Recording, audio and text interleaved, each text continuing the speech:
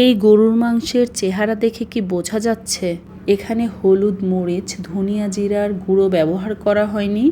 আসসালামু আলাইকুম। আজ রান্না করছি কাটা মশলায় গরুর মাংস।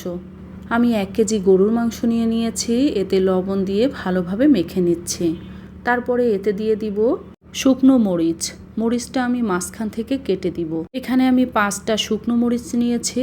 ঝালটা আপনারা আপনাদের পছন্দ মতো নিয়ে নিতে পারেন। লবঙ্গ নিয়েছি 5টা, নিয়েছি 2 টুকরো দারুচিনি, 5টা এলাচ, দিয়ে দিচ্ছি হাফ চা চামচ গোলমরিচ, 2-3 ইঞ্চি আদা আমি কুচি করে দিয়ে দিয়েছি, 1 মুঠো পরিমাণে দিয়েছি রসুন, 2 মুঠো পরিমাণে দিয়ে দিয়েছি পেঁয়াজ কুচি, দিয়ে দিচ্ছি 2টা তেজপাতা। এখন দিয়ে দিব 2 টেবিল চামচ টক দই। সবশেষে দিয়ে দিচ্ছি পরিমাণ মতো তেল। তেল দিয়ে আমি সব কিছু ভালোভাবে মেখে নিব। সব কিছু ভালোভাবে মেখে নেওয়া হয়ে গেছে। আপনারা নিশ্চয়ই খেয়াল করেছেন এই মাংসে আমি কোনো রকম ধনিয়া জিরার গুঁড়ো দেইনি।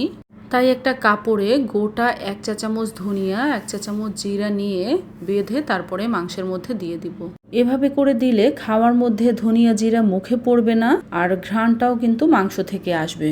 আপনারা দেখেছেন নিশ্চয়ই আমি আদাও একটু বড় টুকরো করে দিয়েছি যাতে আদাও মুখে না পড়ে খেতে গেলে। প্রেসার প্যানে আমি মাংসে কয়েকটা সিটি দিয়ে দিয়েছি। মাংস থেকে দেখুন কত সুন্দর পানি বেরিয়েছে। আমি এখানে কোনো পানি ব্যবহার করিনি। মাংসর পানিতেই আমরা মাংসটাকে রান্না করে নিব। মাংসটা ভালোভাবে সিদ্ধ হয়নি, তাই আমি আরও কয়েকটা সিটি দিয়ে নিব। এখন ঢাকনা খুলে দেখে নেওয়ার পালা মাংসর কী অবস্থা।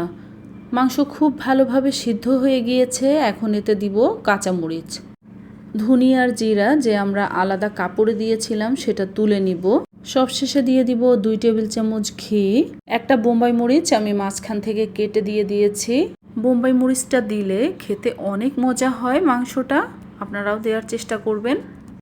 রান্না হয়ে গিয়েছে, এখন সার্ভ করে নিব। দেখুন মাংসটা দেখতে কতটা লোভনীয় হয়েছে। এখন যেহেতু সবার বাসায় গরুর মাংস আছে, আপনারা একবার হলেও ট্রাই করে দেখতে পারেন। আশা করি আপনাদেরও ভালো লাগবে।